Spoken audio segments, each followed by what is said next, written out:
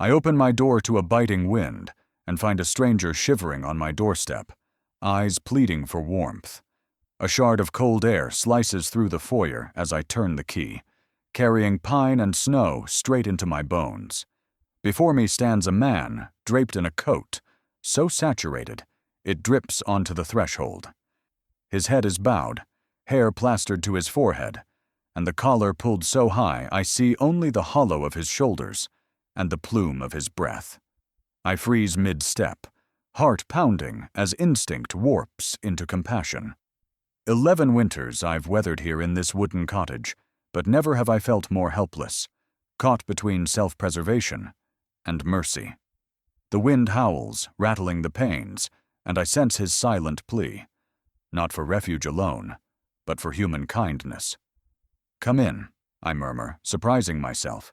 He hesitates, coat hem brushing sodden stones, then steps forward into warmth. I close the door, the latch cutting off the storm's roar. Indoor hush envelops us. I guide him to the living room, where the hearth's glow bathes oaken beams and rugs in golden light. The logs crackle, sparks dancing. He stands at the rug's edge, boots leaving wet footprints like carved need. "Here," I say, gesturing to the battered armchair near the hearth. He lowers himself into it, the wool blanket draped over the back, covering him in soft folds. Snowflakes drift from his hair as he tightens the weave across his chest, eyelashes dripping cold. Firelight reveals high cheekbones dusted in stubble, a jawline carved like driftwood, eyes dark and haunted. The kettle whistles. I pour water into a chipped mug, steam spiraling upward, and stir in broth made from last night's roast. The aroma drifts toward him, and he inhales sharply. I settle beside him and offer the mug. "Here." This will help, he accepts, as though it holds breath itself, fingers curling around the warm curve. He sips, eyes closed, exhaling fragile relief. His calloused, scarred hands trace the rim as if memorizing it. A bruise blooms on his wrist, a faded burn near his knuckles. Storms weathered, etched into flesh. Outside, snow piles against the sill. I brush my fingers across the frosted glass, dusk bleeding into night. Backlit flakes sparkle as though sprinkled with stardust. I return, seat myself on the ottoman, and wrap a second blanket around our knees. Embers glow deeper, tension easing. Home, I realize, is meant to shelter need. He glances up. "Thank you," he says, voice husky. "You're safe here." We sit in silence, broken only by the crackle of logs and the drip of his coat. I cradle my own mug, black tea with honey. Minutes pass. He leans forward, tracing the coffee table's grain. I'm Jacob," he offers. "I've been on the run." Adrenaline pulses. "Run from?" I ask. He shakes his head. "Wrong place, wrong time. I saw something I shouldn't have. You can tell me, when you're ready." His fingers tighten on the mug. "I just needed to stop running," I nod. Sometimes life demands refuge, and tonight that refuge is here. Outside, gusts beat against shutters, a branch tapping the roof like warning. Jacob slumps as warmth seeps into his bones. I fetch a fresh log, flames billowing bright. His lines soften into release. My own eyes grow heavy. I fall onto the couch, blanket drawn tight, resolve firm to keep watch. When pale light penetrates the horizon, painting snow in rose and lavender, I stir. I rake the coals to kindle glow. Behind me, Jacob shifts awake, breath misting in dawn. He lifts a hand, sliding fingers along the curve of his ring finger. My pulse hammers as he uncurls his hand, revealing a silver band etched with looping script. My breath catches, the words I know by heart, my family name. He holds the ring out, eyes clouded. "I'm so sorry," he murmurs. My world tilts.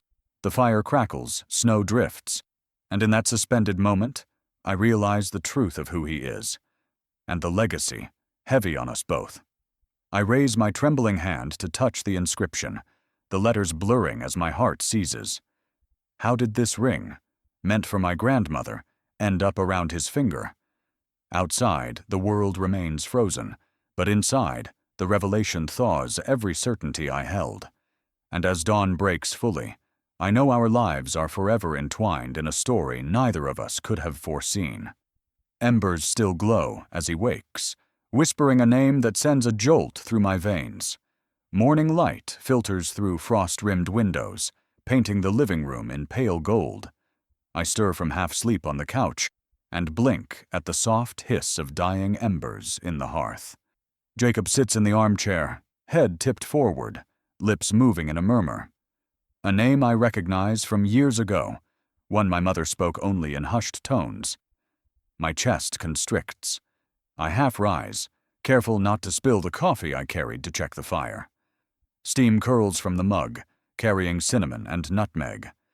I set it on the low table beside him, heart hammering. Jacob's fingers wrap around the ceramic. He lifts it to his lips, shoulders shaking, a tremor born of memories too heavy to bear. Steam swirls around his mouth like a veil.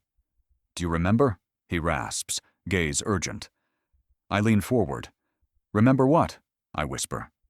He presses a hand to his temple, bruise on his cheek deepened overnight.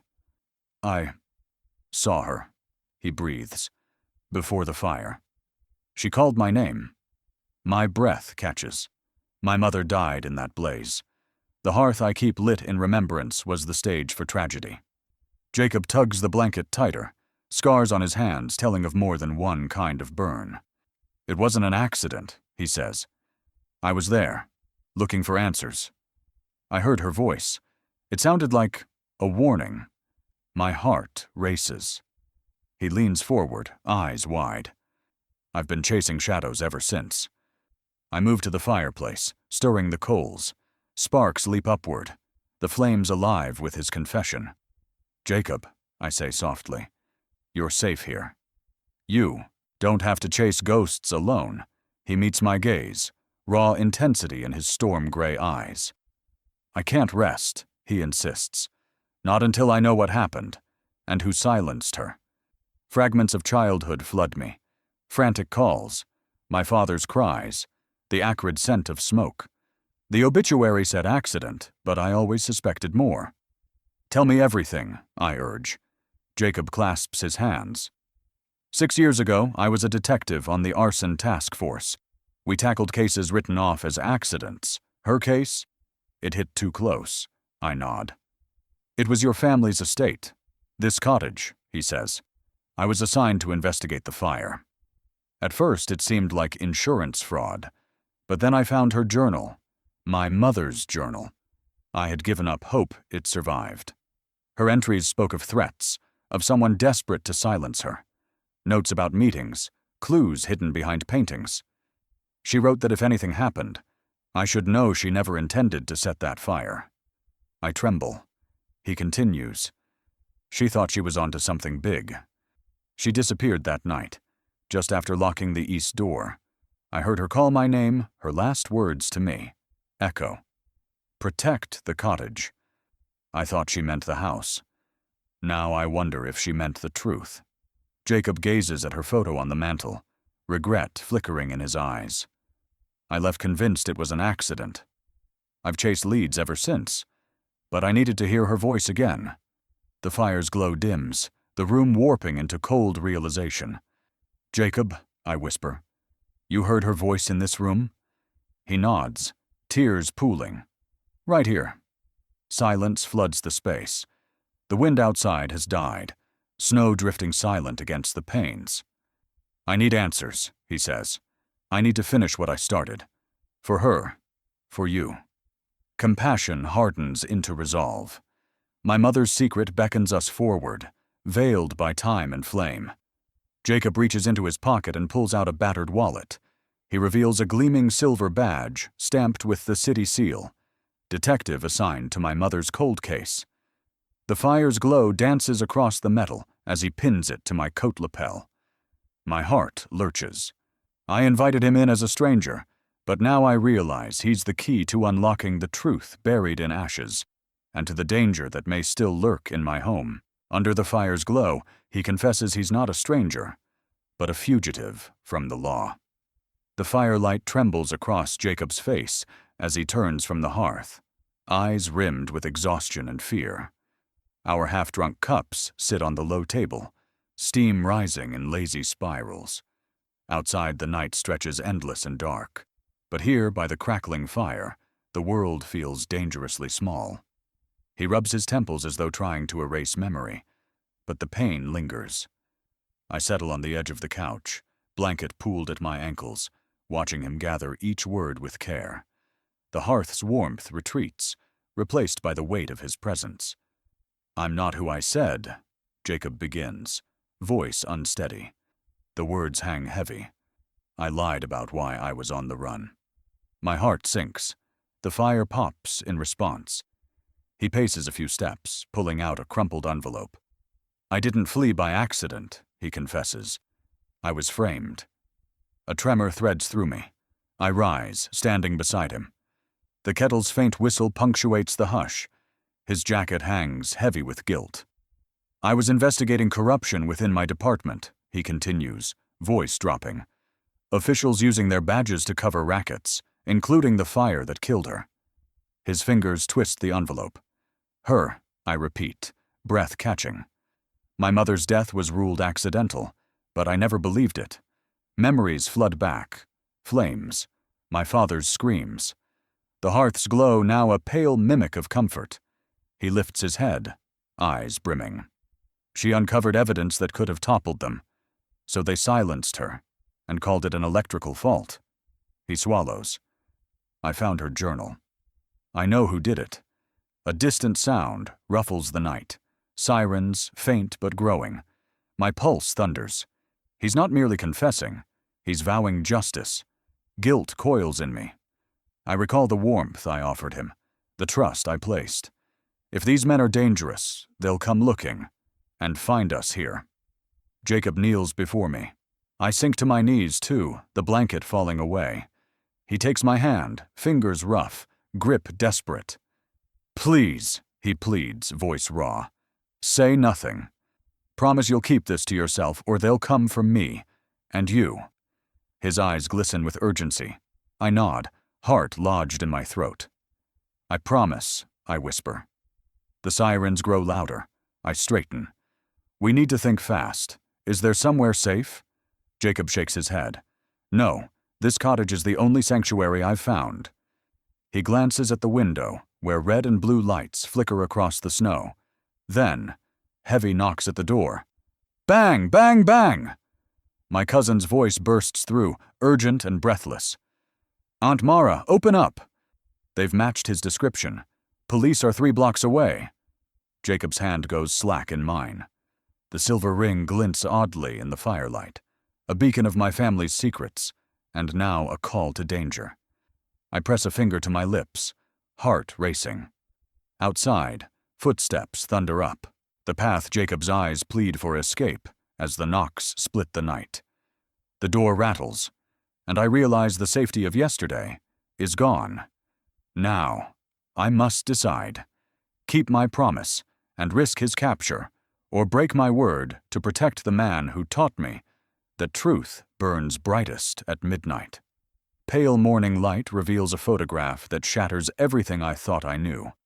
The first shafts of dawn seep through the frost-lined window, washing the cottage in subdued glow. I awaken on the couch, blankets tangled like cocooned secrets. Jacob sits in the armchair, head bowed, a photograph cupped in his calloused hands. The fire has died to embers, shadows flickering across his face, each movement a reminder of yesterday's confessions. I rise slowly and cross the worn rug. The photograph is sepia-toned, its edges curling with time. Jacob's thumb rests on the face of a smiling young woman, her features a mirror of my own. "This is your aunt," he says softly. "Your mother's sister. My sister, too." My heart jolts. I flip the photo, searching for dates or names. Blank. The room tilts, and I grip the armchair. "When I found this in her desk," Jacob continues, "it was tucked inside a letter I never delivered. Your mother wrote about a sister she lost, then erased from records. She called her Amara. The name echoes in me. A memory surfaces. A lullaby my mother once sang. My dear Amara, lost beneath the stars. Quickly hushed when I asked. Why didn't she ever tell me? I whisper. The woman in the photo smiles with open innocence. I imagine her laughing in fields, a life cut short. Jacob tucks the photo into my trembling hands. Because she thought she was protecting you. Childhood fragments return. My mother's furtive glances at old letters. The locked drawer she guarded. My father's silence when I asked about a sister. Now those fragments knit into betrayal. And love. Jacob reaches into his coat, pulling out a small tarnished key. Its ornate bow is engraved with looping script. My childhood nickname, Mara. He places it in my palm. You lost this as a child, he says. I found it among your mother's things. My breath hitches. I remember clinging to this key at night, imagining it opened a secret attic. One day it vanished, and I cried myself to sleep. I turn the key over, tracing the letters. Jacob leans closer. Your aunt hid things here. This key opens your mother's desk in the study. The mahogany desk, locked all my life, still sits in the corner. My hands tremble as I fit the key into its padlock. It clicks. Inside lies a slim bundle of yellowed letters tied with ribbon, and beneath them, a leather-bound journal embossed with my mother's initials. I lift the journal, open the first page. The ink is brown with age, but her words are clear. To my dearest Mara, if you find this, know that I loved you beyond reason. Our family's history is fraught with choices that led to pain. But one choice I never regretted was hiding the truth until you were ready. Now the time has come for you to know your sister, your blood, your echo. She was my first love, my lost Amara. Tears sting my eyes. The journal trembles in my hands. Jacob's voice lowers. She never destroyed this. She meant for you to find it. I flip further. Entries about midnight meetings, hints of a hidden child, notes of fear and devotion. The final entry reads, I promise to watch over you both, even from beyond these pages. Trust in the truth, and in the love that binds us, for our story is not yet written. I clutch the journal and the photograph to my chest, grief and gratitude colliding. Jacob's eyes glisten. Your aunt left one more secret, hidden beneath the study floorboard. I kneel, pressing my hand against the wood. A seam appears. My pulse races as I lift the plank, peering into the dark cavity below. Something stirs within the shadow. I gasp. The hidden compartment isn't empty. Something, or someone, is waiting inside. I hold the key, stunned by the weight of his trust and my family's secrets. The metal presses cold into my palm as dawn drifts through frost-laced windows. Its engraved loops spell my childhood nickname, Mara, every groove echoing years I never knew I was missing. My breath runs shallow as memories flood, photographs of my unknown aunt, journals my mother left hidden, and now this key that unlocks the truths I once only dreamed of. Jacob watches me from the armchair, posture finally relaxed after days of tension. The fire's embers glow low, amber light softening his scarred face. Gratitude shines in his eyes more than words ever could. Rising, he sets aside his sodden coat and reaches for a stack of records on the table. He fingers through Ella Fitzgerald, Miles Davis, John Coltrane, then draws out a weathered .45. This was hers, he says quietly, sliding the jacket toward me. I trace the title in fading ink. Round Midnight. My throat tightens.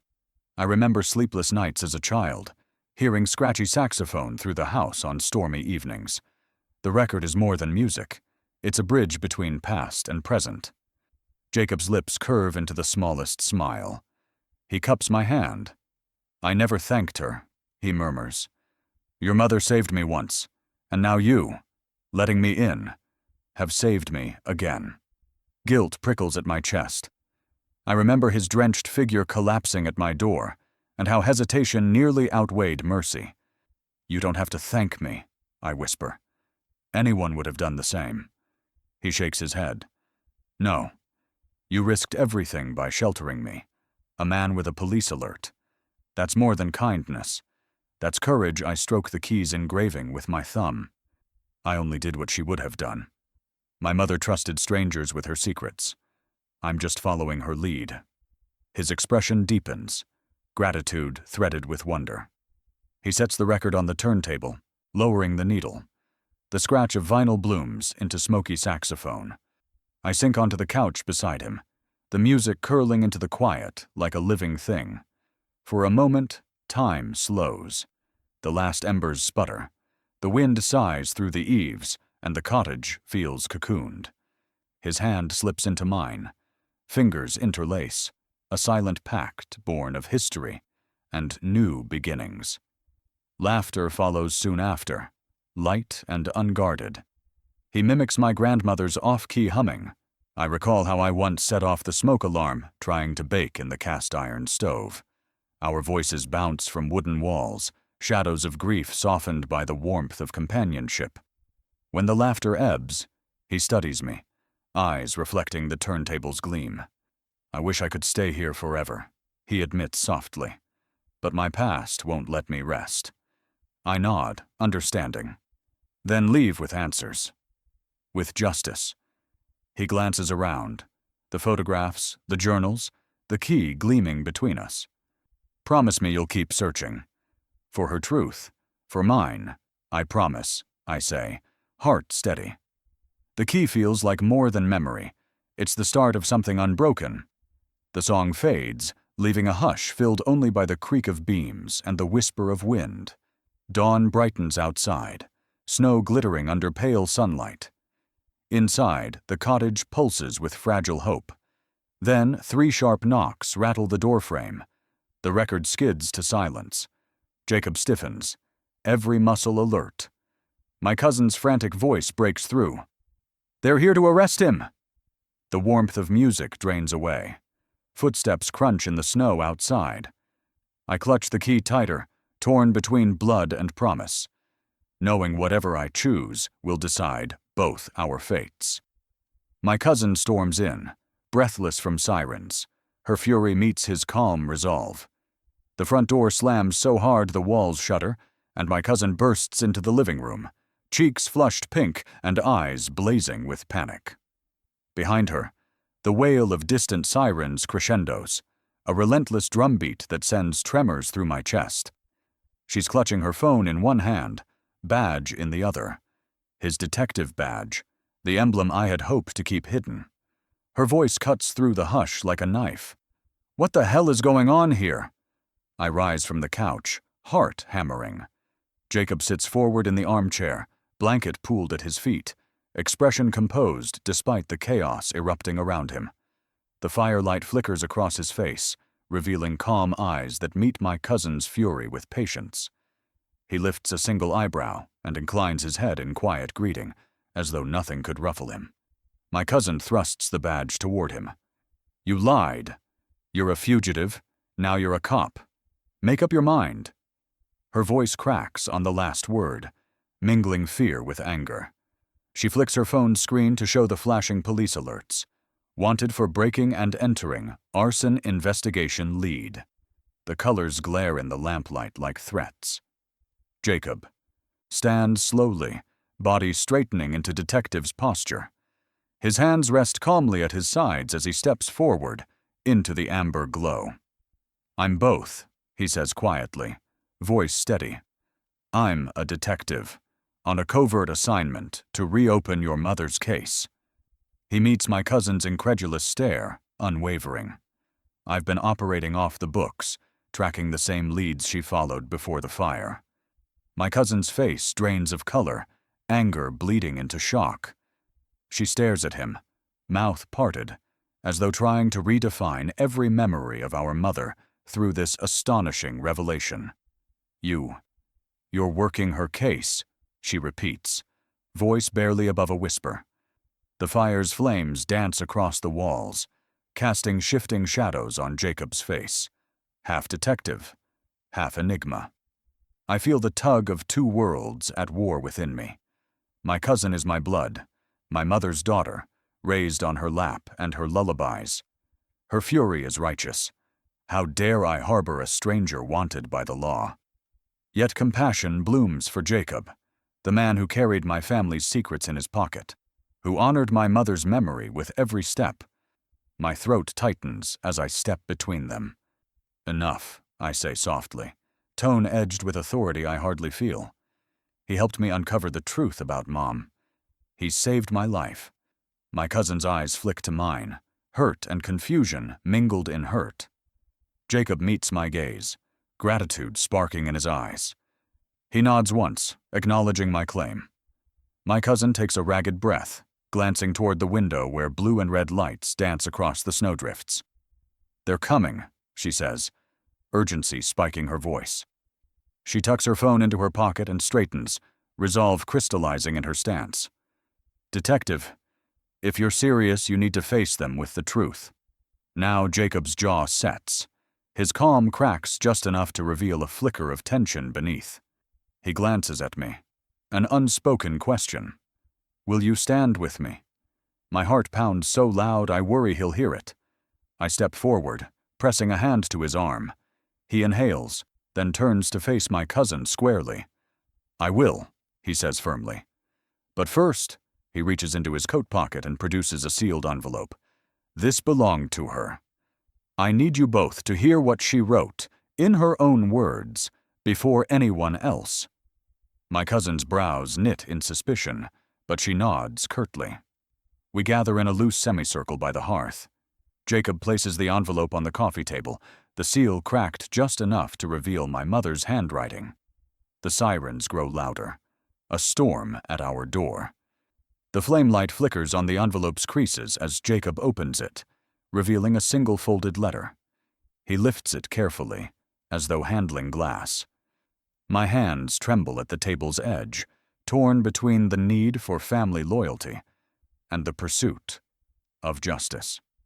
He clears his throat, and my cousin leans forward, breath held as though she knows the words could save us, or condemn us. Jacob unfolds the letter, and I realize that dawn has broken both outside and within. The final secrets of my mother's life and death are about to surface in the glow of this humble hearth. Jacob unfolds the letter and begins to read. "If you're reading this, my time has run out." His voice falters as he chokes on the final words. My cousin gasps, eyes wide.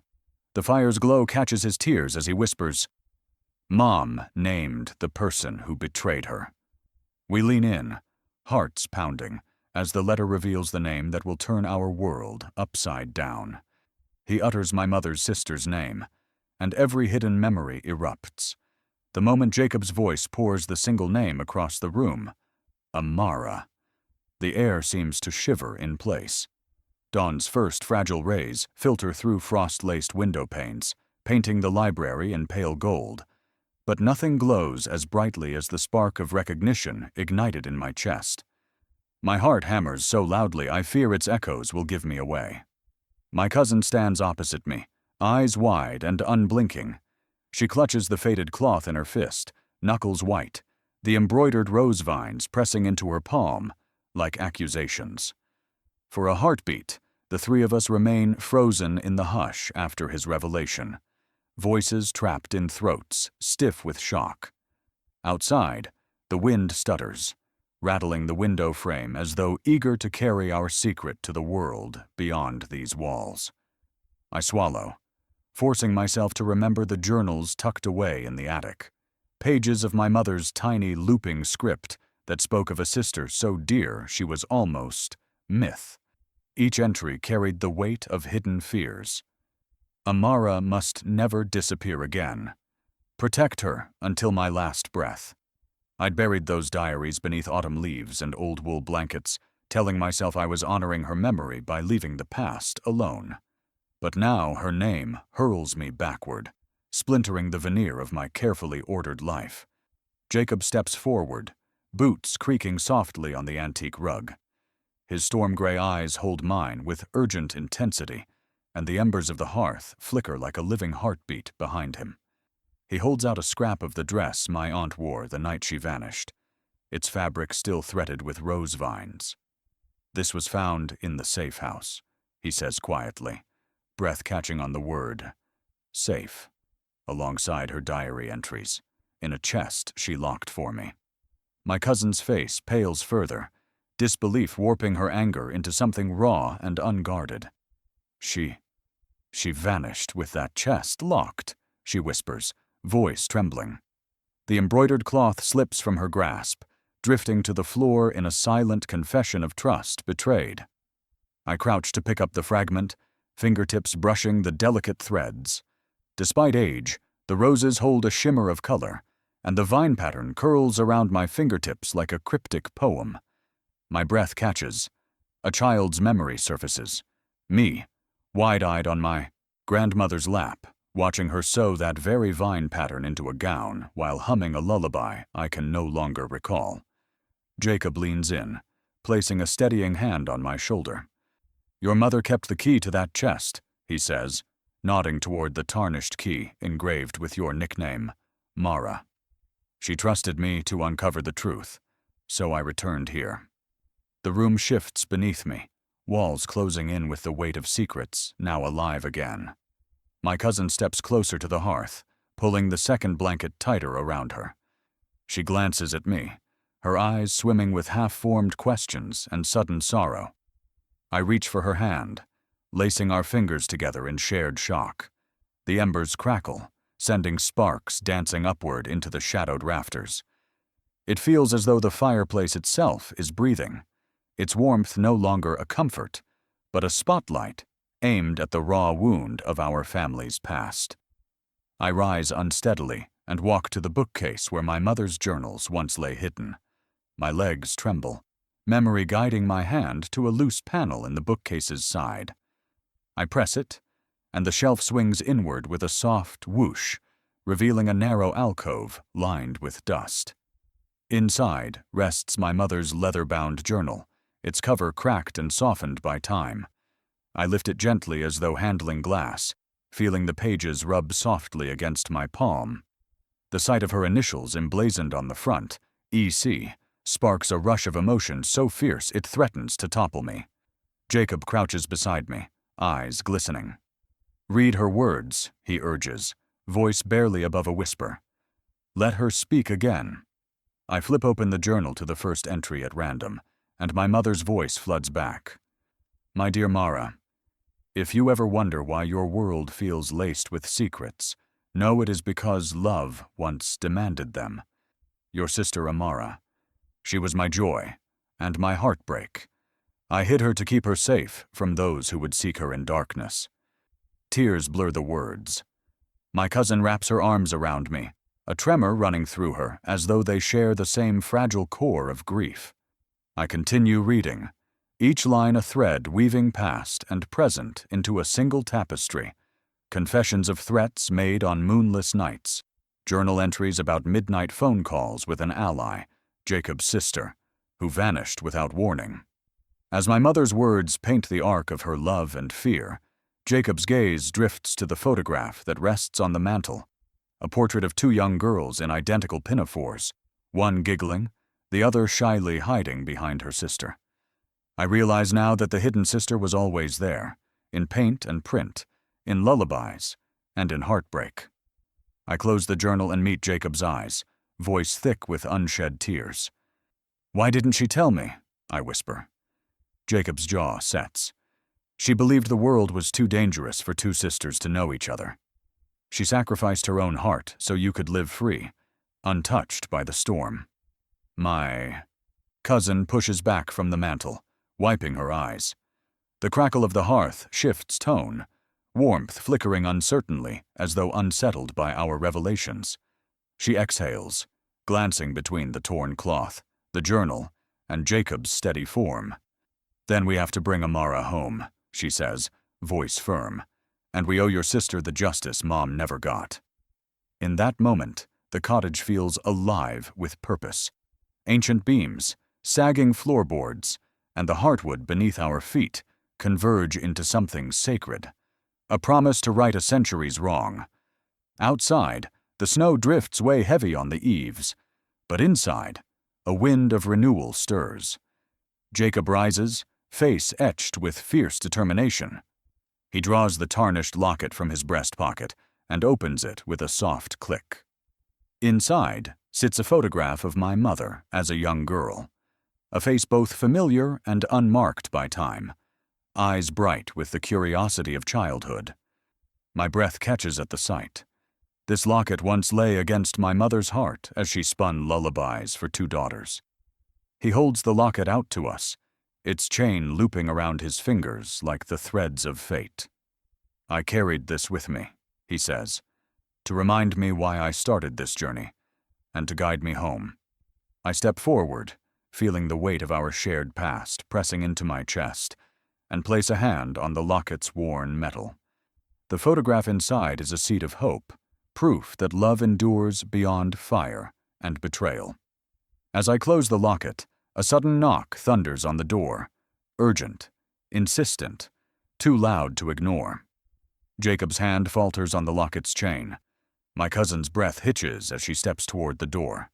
Through the frosted glass, I glimpse a dark figure silhouetted by flashing blue lights. The shadows shift, and the hearth's embers dim. Danger has come calling, and this time it carries the weight of our past into the doorway of our future. He leads us to a crumbling cottage. My heart hammers at every broken shutter. Jacob's hand tightens around mine as we approach the ramshackle structure at the wood's edge. Dawn's mist clings to the gnarled oaks, and the air carries the scent of damp earth and decay. Each step crunches on frost-rimed leaves, and I'm hyper-aware of the cottage's silhouette. Peeling paint, sagging roof beams, windows dark as empty eye sockets. My pulse drums in my ears. This place, once filled with my mother's laughter, now feels haunted by years of silence. Overgrown vines smother the stone walls, their mottled tendrils snaking through cracks like the whispers of long-buried secrets. I reach down, brushing aside a clutch of ivy to reveal moss-covered stone, carved with my grandmother's initials. A shiver ripples through me. This was once a home, not a tomb. Jacob fits the tarnished key into the rusted lock, its metal scraping in protest. The lock clicks, and the door groans open on swollen hinges, an agonizing sound that echoes through the silent forest. I taste dust on my tongue as a shaft of pale light pierces the gloom, illuminating a swirl of floating motes that dance in slow motion. Inside, the dust is thick, coating every surface in ghostly white. My eyes adjust to the gloom, revealing glimpses of my family's past strewn in disarray. A cracked porcelain doll perched on a splintered shelf, sepia-toned portraits pinned askew to warped wooden walls, a faded quilt draped over a broken rocker. Each artifact is a fragment of a life that vanished in flames. Jacob raises his phone, playing a voicemail saved on its screen. My mother's voice, tremulous and urgent, cutting through the hush like a knife. "If you find this, know that I loved you both. Trust the key to guide you." Her words betray a terror I never fully understood. I press my hand against the damp plaster wall, heart clenching at the echo of her plea. My cousin steps forward, thigh-high boots crunching on scattered glass. She lifts a small photo album from the floor, pages torn and yellowed, and flips through images of 2 little girls, arms linked, beaming in summer sun. One is unmistakably me. The other, Amara, my aunt, whose name we whispered in disbelief just hours ago. In the center of the room, a low table holds the remnants of a family meal. Chipped china plates glazed with mold, rusted silverware blackened by time. I imagine the last evening they spent here. Perhaps laughter around this very table, candles flickering against the walls. Now, only silence remains. We fan out, exploring every corner. Jacob uncovers a hidden alcove behind a broken bookshelf, revealing a leather satchel crackling with age. Inside lie letters tied with ribbon, their contents blurred by water stains and soot. I lift one gently, Inked lines speak of threats, betrayals, and a promise to protect two sisters at all costs. My chest constricts as I read my mother's handwriting. They'll come for the key, for the truth. Be brave, Mara. Find her. A thunderclap of revelation crashes through me. My mother's final act was a gift of direction and defiance. A groan from above draws our gaze to a rotted floorboard at the room's rear. Jacob kneels, sliding his hand along a narrow seam. He lifts it, revealing a dark cavity just large enough for a hand. My cousin shines her phone's light into the void, revealing the edge of a small metal box. He reaches in, retrieving the box with careful fingers. Its lid is etched with the same rosevine pattern from the dress fragment, Amara's mark. My breath hitches as he opens it to reveal a single object, my aunt's silver locket. Inside sits a lock of curly brown hair and a tiny photograph of two sisters, my mother and Amara, grinning under the summer sun. I step back, tears blurring my vision as the pieces click together. The keys, the letters, the locket, all left behind to guide me here. The cottage has yielded its secrets, but the moment is fragile as spider silk. Suddenly, the floorboard creaks sharply behind us. We whirl around just as a shadow detaches itself from the doorway. Someone else has come seeking answers. A tall figure emerges in the doorway, features obscured by dawn's haze and the cottage's gloom. Jacob steps protectively in front of us as my cousin gasps, breath frozen. The stranger's voice, low and familiar, rasps, "I've been waiting for you." My heart lodges in my throat. Friend or foe, I cannot tell. A stranger's cry shatters the hush. My reflection in a broken mirror splits in two. We barely have time to catch our breath after the figure's startling entrance, when a sudden, anguished scream rips through the cottage's gloom. My cousin shrieks and races toward the sound, shoes slipping on scattered debris. I follow, heart pounding so fiercely I fear it will burst free from my ribs. Jacob stays close behind, moving with the deliberation of a man who's faced danger too many times to panic. We converge in a narrow hallway lined with cracked plaster and peeling wallpaper. At the far end, the bedroom door yawns open, revealing shards of broken mirror splintered across the floor like icy teeth. Each jagged piece reflects fractured images of us, my cousin's tear-streaked face, Jacob's solemn eyes, and my own reflection. Two halves of a broken whole. In the center of the room, a torn leather-bound diary lies atop the shattered vanity. Its cover bears my mother's initials, scrawled in looping script I know by heart, E.C. The brittle leather crackles under my fingertips as I lift it gently, careful to avoid the shards. A single page lies creased and stained with watermarks. Jacob kneels beside me, flicking through the pages with a reverence that turns my chest to stone. "This was hidden behind the mirror's frame," he says quietly, voice thick with emotion. "Your mother wrote every secret here." I settle on the dusty floor, pulled down by a gravity I can't resist. My cousin gingerly presses a hand to her mouth, silent tears pooling in her eyes. We sit in a triangle around the diary, the fire's embers long since cooled, the only sound our ragged breathing. I open to a random entry dated the night before my mother vanished. They said it would protect us, but I have never felt more endangered. Amara's laughter still echoes in these halls, but now I fear for her safety. If anything happens, this diary will reveal the truth they tried to bury. My throat closes as betrayal floods my veins. I read on. I discovered the ledger. Names, transactions, threats, all tied to the same corrupt officials who engineered the fire. I thought I could expose them. Instead, they tried to silence me. I barely escaped. I hid this here, under the very reflection that once showed me as a mother. My hands tremble, smudging ink into the page. The walls close in, wallpaper vines twisting like fingers reaching for me. The weight of her fear, her sacrifice, settles in my chest like a stone. I look up at Jacob, voice barely a whisper. She knew, And she hid it in a place no one would think to look. He nods, lips compressed. She risked everything to keep you both safe. But now we know my cousin's grief swells into sobs that shake her shoulders. She curls into a ball on the floor, clutching her knees. I wrap an arm around her, steadying her as she weeps. My own tears blur the page, and I feel a fierce protectiveness ignite in my core. Jacob's hand settles on my shoulder. "You needed to know," he says softly. "Her truth demands justice." I close the diary, pressing it against my heart. A fractured mirror shard catches an ember of light, reflecting the jagged truths we've uncovered. The shard trembles like a frightened eye. My cousin lifts her head, wiping tears with the back of her hand. "What else did she leave?" she chokes out. Jacob slides a hand beneath the vanity, probing beneath the loose floorboard. In the dim light, he finds a small latch and tugs.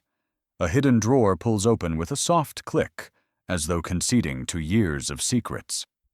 Inside lie 2 worn envelopes, each stamped with birth certificates folded neatly within. One bears my name, Mara Elizabeth Cortez, inked in my mother's hand. Born June 12, 1995. The other, trembling in Jacob's grasp, bears a name I never heard aloud. Amara Elizabeth Cortez, born June 12, 1995. My breath catches as I realize the implications. I had a twin, a sister born on the same day, hidden from me, hidden from the world. The 2 birth certificates lie side by side, like twin portals into a past I never knew existed. My cousin's jaw drops, eyes riveted to the documents as though they might dissolve at any moment. "They never told me," she whispers, voice hoarse with grief and wonder. I trace the delicate script of Amara's certificate, fingertips brushing the printed date. Tears well in my eyes, blurring the words. "They hid her," I murmur. "To protect me? Or to protect her?" Jacob gently closes the drawer, leaving the certificates in my cousin's lap. He rises, standing over us with a mixture of solemn duty and compassion. "The next step is finding Amara," he says. "She's out there. We have to bring her home." My chest tightens at the enormity of his task. We are united in loss and bound by blood, a trio forged in the crucible of our mother's secrets. The cottage's shadows shift as early sunlight fractures through the broken mirror, casting kaleidoscopes across the floor. Each shard reflects a shard of our family's broken past and the promise of healing that awaits. As we rise to leave the bedroom, a distant door slams somewhere deeper in the cottage. We freeze. The hush is shattered by the unmistakable creak of footsteps descending the back staircase, slow, deliberate, and alarmingly close. Jacob draws his coat back, revealing a holstered pistol. My heart hammers. Whoever is coming won't be here for reconciliation. Holding 2 birth certificates, I realize I had a twin, and shock stops my breath. The world shudders around me as I stare at the fragile documents in my hand. 2 certificates, printed on the same thin ivory stock and dated June 12, 1995. One with my name, the other with hers, Amara Elizabeth Cortez. My fingers tremble, paper rustling like a whisper of forgotten years. The cottage's dust motes drift in morning light, settling on memories unspoken for decades. Jacob stands beside me, voice low and steady. "Your mother did it to protect you both," he says, eyes gentle with sorrow. "She hid Amara away, believing that separating you would keep you safe from the people who orchestrated the fire." His words pulse through me like a second heartbeat, my mother's sacrifice woven into every fiber of this revelation. I sink to the edge of a rickety chair, clutching the certificates as though they might slip through my grasp and vanish forever. The leather-bound diary rests open on the table before me, its final entry still glaring with the confessions of my mother's fear and love. I read the last lines again. "They'll come for her, if they know she exists. But I refuse to lose my daughters. I will carry this secret in my heart until you are strong enough to bear it." My chest constricts at the weight of her words, ink seared into my soul. I remember the lullabies she sang, the bedtime stories she whispered, each tale hinting at a lost sister who gleamed like starlight in her eyes. I replay the memory of crawling beneath my mother's pressed quilt, shoulder pressed against her warm side, believing her promise. One day, all will be revealed. My cousin stands across the room, face pale as moonlight. She slides to the floor, collapsing against the stone hearth, hands covering her face as sobs rack her small frame. All these years, she chokes out between tears. All this time, we thought she was gone forever. I move to her side, folding her into my arms. My own tears fall freely, soaking my sleeve as grief and wonder collide. She did it for us, I whisper, voice breaking. She believed separating us was the only way to save us from the darkness. Outside, wind rustles through the ivy-clad walls, as though the cottage itself is sighing in release. The dust motes scatter, catching sunbeams as they rise from the floor in lazy spirals. The silence is perfect and terrible, thick with the echoes of my mother's final act. I rise, hands slick with tears, and pace to the window. The garden beyond lies buried beneath snow, footprints leading from the gate where Amara most recently stood. I recall Jacob's phone buzzing in the hall, an unexpected photograph flickering on its screen. He steps into view, holding the phone out. On its display is a grainy image of a young woman standing at the gate, hooded parka drawn tight against the cold. Her eyes meet the camera with a calm resolve that mirrors my own. My twin. I swallow voice caught between disbelief and hope. I begin, but Jacob nods, eyes glistening with emotion. Yes, that's her.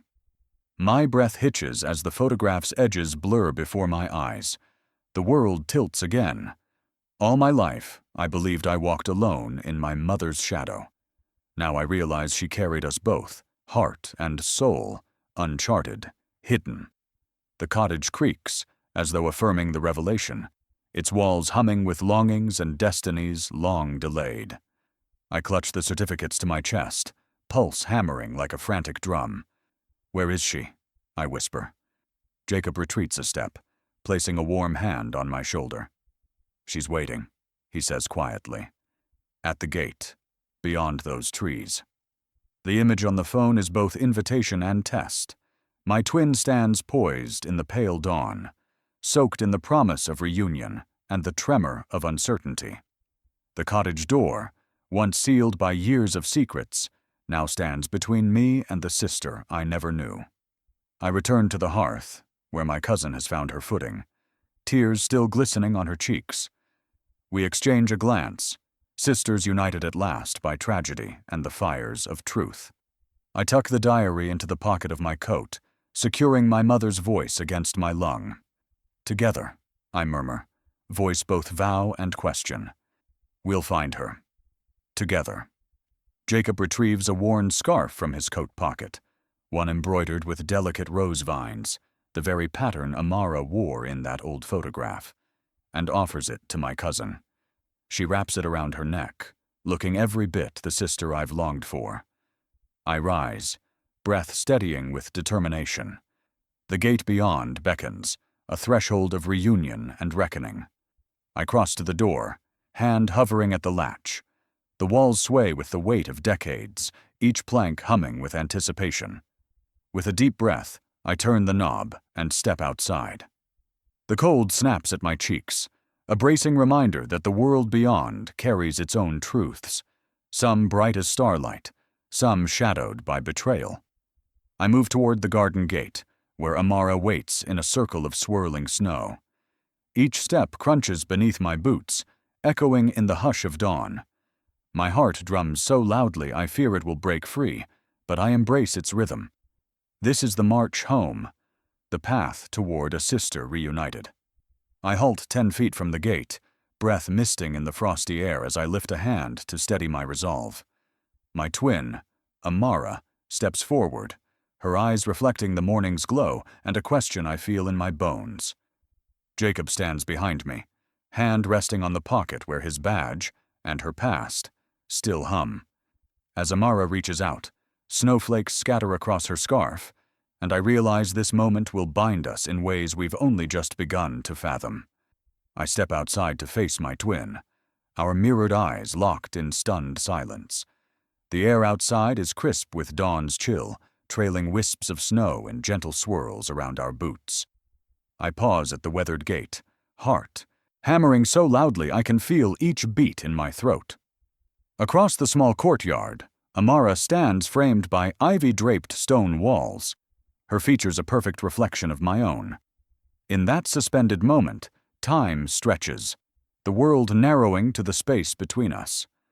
She hesitates, uncertainty flickering in her wide eyes. Pale wisps of her hair escape the hood of her charcoal parka, each strand shimmering with frost. I hold my breath, hand hovering over the cold iron latch as memories of lullabies and hidden smiles swirl behind my eyes. This is the sister I never knew, her life a parallel to mine until now. "She's real," Jacob murmurs behind me, voice hushed with awe. My cousin stands beside him, coat collar turned up, arms crossed in both protection and excitement. Together, they form a silent circle of solidarity, the detective and my only remaining blood-linking arms in anticipation. Amara's gaze drifts downward for a heartbeat, and I step forward. "Amara?" I call softly, voice catching on the second syllable. The name breaks the spell, and she lifts her chin, meeting me halfway. Her breath puffs white between us, an echo of my own. She offers her gloved hand, a tentative olive branch. Fingers curl around mine, warm despite the winter's bite. The shock of finding flesh and bone in the sister I only knew through whispers and photographs sends a tremor up my spine. "Mara," she whispers in return, the word so familiar and foreign on her lips. We speak our names as if reclaiming them, voice trembling at the sound. "You're here," I say, marveling at her presence. After all these years. Her lips curve into a fragile smile, the first real glimmer of connection between us. "I always hoped I would be," she answers, eyes shining with unshed tears. My cousin steps forward, tears streaming down her cheeks. She wraps her arms around Amara, then me, binding our trio together in an embrace that reweaves the torn edges of our family. The detective stands back, hands clasped over his journal, the tool that carried us to this moment. He offers a small nod, his affirmation that our shared journey has only just begun. The cottage's dusty air drifts out to meet us, carrying with it the ghosts of our mother's laughter and the crackle of her journals. I realize how many secrets this house held. Lullabies for two, stolen glances at hidden journals, and whispered prayers that one day, truth would outshine the shadows. Amara steps back, her gaze sweeping over the cottage like a pilgrim finally admitted to a long-lost sanctuary. "It's beautiful," she breathes, voice thick with emotion. "Your home." I smile through tears. "Our home," I correct gently. "It always was." She presses the locket Jacob retrieved against her chest, the silver cool against her parka. "She kept this for us," Amara murmurs, eyes on the pendant. "Mom wanted us to have it together." My cousin nods, handing Amara the embroidered cloth, with its looping rose vines, another token that bound us. "And these," she says softly, indicating the diary and the letters folded neatly in my coat pocket. "Mom left us everything we needed to find each other." I step closer to Amara, brushing a hand against her sleeve. "I've longed for this," I say, voice catching, "to have you by my side." She smiles, reaching out to tuck a stray strand of hair behind my ear. "Me too," she replies, warmth blooming in her eyes. The hush returns, weighted with our collective breath. We stand in a ring of new sisterhood, the world beyond the gate, poised to welcome or challenge our reunion. The detective clears his throat, sketchbook in hand. "There's more to do," he says gently. "We need to piece together your mother's final days, her investigation, her sacrifice." My pulse quickens at the reminder of the tasks ahead, finding missing documents in the attic, retracing journal entries to hidden locations, confronting those who silenced her. Yet I no longer fear the work, for I know we face it together, sisters armed with truth and tempered by love. Amara's hand tightens in mine, her grip steadying my resolve. "Let's go inside," she says. "We have everything we need." I nod, stepping through the gate to close it behind us, the latch clicking shut like a vow sealed in iron. My cousin and Jacob follow, the detective's notebook tucked under his arm, my cousin's tears glistening on her cheeks as proof of our triumph. A sudden rumble crescendos from the frosty lane, a car engine accelerating, tires crunching on packed snow. We freeze, hearts leaping. Through the gate's narrow bars, I glimpse headlights slashing across the lawn. Jacob's hand drops to his coat, badge glinting, and he murmurs, "They've found us." The engine comes closer, and in its roar I sense destiny speeding toward our newly unbroken family. Under a blossoming oak, we reunite, hope flickering in the early spring light. The ancient oak in my front yard erupted into blossom overnight, its pale pink petals drifting down, like confetti, in celebration of our reunion. The morning air carried the sweet scent of new life, a stark contrast to the bitter chill that once hung over these grounds. Under that sweeping canopy, my twin and I stood face to face, each breath misting in the soft dawn as if to mark this moment as sacred. Amara straightened her coat, eyes bright with unresolved questions and cautious joy. I reached out, touching the rough bark before stepping forward. Our fingers brushed as we clasped hands, delicate warmth meeting strength forged by separate lives. Laughter bubbled up from somewhere deep inside me, brittle at first, then blossoming into genuine joy. She laughed too, a clear, unrestrained sound, and in that instant, years of longing and loss melted into the spring light. We migrated to the front steps of the cottage, where Jacob waited, the tarnished key glinting in his palm. He extended it toward Amara and me, a silent symbol of the trust we'd rebuilt and the secrets finally laid to rest. As we each touched the cold metal, a surge of gratitude and possibility pulsed through me. My cousin stepped forward, wrapping her arms around us both in a triumphant embrace. Tears glistened on her cheeks, tears of relief, of joy, of a future once feared lost. I closed my eyes, letting the warmth of our embrace and the spring sun soothe the remnants of grief that still throbbed in my chest. The cottage behind us, once dim and burdened by hidden truths, now glowed with promise. I could almost hear my mother's voice carried on the breeze, whispering, "You are strong enough now." Amara drew back slightly, her eyes sweeping across the cottage facade as though seeing it for the first time. "It's beautiful," she breathed, voice thick with wonder. "The same, and yet different." I nodded, brushing a stray petal from her hair. "It's ours," I said. "All that was lost. Found again." Jacob joined us, settling on the top step. He wore a contented smile, hand resting on the locket's chain still tucked inside his coat. The locket's photograph, once a secret relic, now hung proudly around his neck, linking us together in tangible form. He pointed to the front door, its frame bathed in sunlight. "Your mother left one more gift inside," he said. "A guest book she started for the day you'd both return." My cousin's laughter tinkled like wind chimes as she bounded to the door. She thrust it open, revealing the parlor beyond, walls freshly washed in soft cream, fresh flowers arranged in simple vases, and an open leather-bound journal on the coffee table.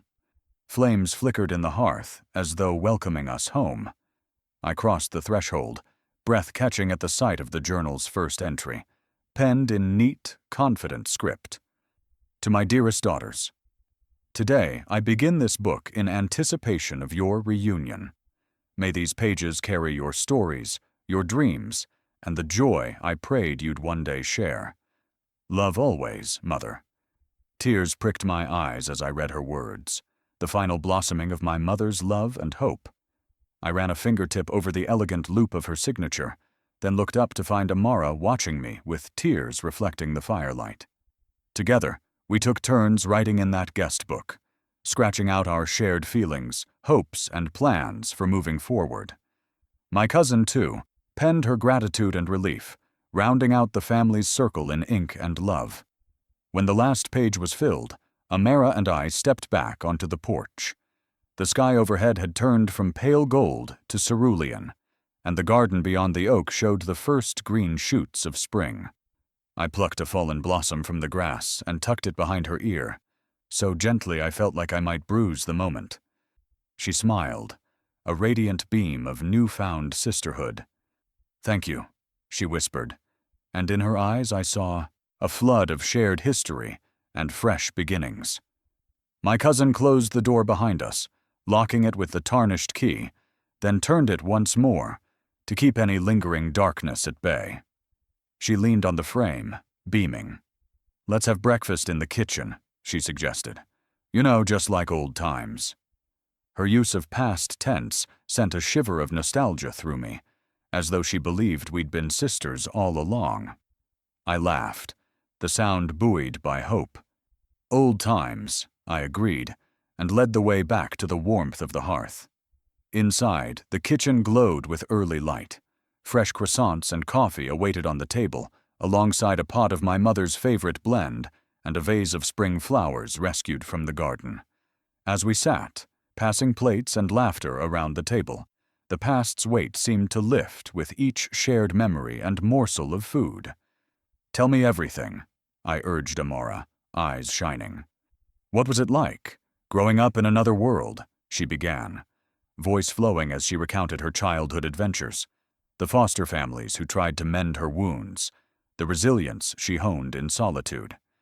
Each story wove a tapestry that complemented my own, two halves of a single life separated by fate, yet bound by blood. Jacob joined in, recounting how he discovered her whereabouts, the quiet joy that bloomed when he realized he was about to reunite us. My cousin chimed in with the detective's insights, teasing him about his stoic facade cracking under the weight of joy. Hope thrummed through the kitchen, an electric current of love and possibility. Our mother's gifts, a locket, a key, a diary, a guest book, formed the roadmap that guided us back to each other. Now, the cottage was not just a relic of tragedy, but a cradle of our renewed family. As the sun rose higher, casting golden ribbons across the wooden floor, our laughter mingled with the kettle's hiss and the crackle of fresh logs in the hearth. Outside, petals drifted from the oak, a gentle rain of pink and white heralding the promise of spring and the promise of our shared future. A firm knock echoes through the cottage, urgent, deliberate, yet polite.